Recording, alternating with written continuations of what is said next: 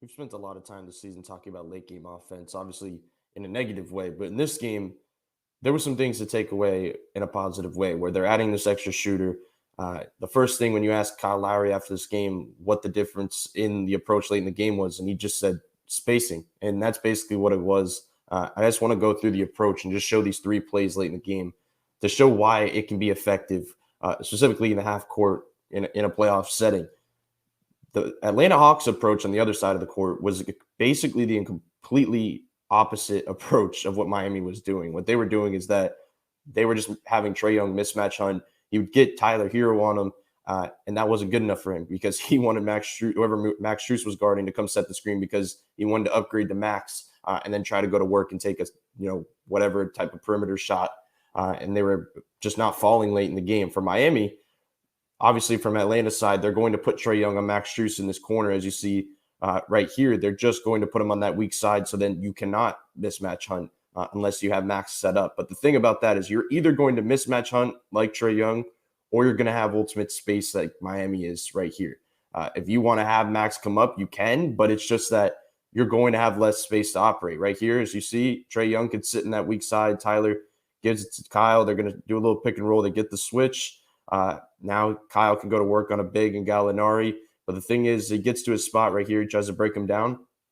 Yes, he's going to get to one of his favorite shots. But as Max rises up, there is no weak side help here. Yes, Jimmy's sitting in that little dunker spot that he could possibly step up. But there's ultimate space that it's just one-on-one for guys like Kyle, guys like Bam, guys like Jimmy, guys like Tyler. And that's what you want late in the game. You want everybody, you want to keep that kind of all-in-one. Everybody touches the ball, same type of sets, but you also want to go one-on-one when you can. And that's just what spacing does. Right here, Kyle gets to his favorite little spin that just seems unguardable because if a guy wants to fully contest it, you might even clip his front leg with that little fade that it could be a foul. So it's just really tough to guard. Next play, this was a bit of a wild play, but it's, once again, the ball in the hands of Kyle. This time they go in the direction that I was just talking about where they're going to have, as I go back, they're going to have Max come up and kind of set the screen to try to get the switch onto Trae Young. But the difference is they're not even going to attack it. They're just going to go and swing it to that weak side right here. They actually get this Trae Young switch. They kick it to Max, who swings it to Tyler. And now it's once again Gallinari's on the perimeter. Something on another note, if Tyler Hero has a big of any kind on the perimeter, usually guys say, okay, we're going to try to blow by this guy because I have the speed to do that. Tyler Hero does not. If he has a big on him on the perimeter, he is 90% of the time going to take a jumper. He just feels comfortable, I guess, against bigs because he knows they can't contest it that quickly, that he can fire over the top. Right here, he takes a wild shot off the dribble, momentum shot, bounces in. But it's ultimately about the setup beforehand, how everybody's moving. There's a lot of movement on the backside. You're getting switches. You're getting to the spots you want. But this play right here is the final one, 109, 40 seconds left. This is the most promising to me.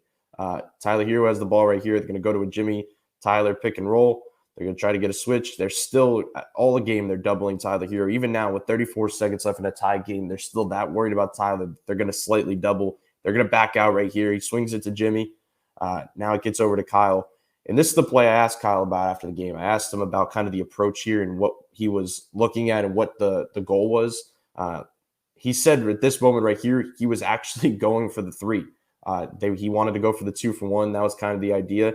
But as things happen in the game of basketball, he said this moment right here kind of shifted, and he said he was just going to go. Right here, the slight little fake, he gets Bogdanovich up in the air. Now it's go time. Now it's forget everything. Now it's forget the 2 for 1, forget the 3. Now it's okay. Now we have an advantage. He gets inside. Capella has to step up, dumps it inside to Bam.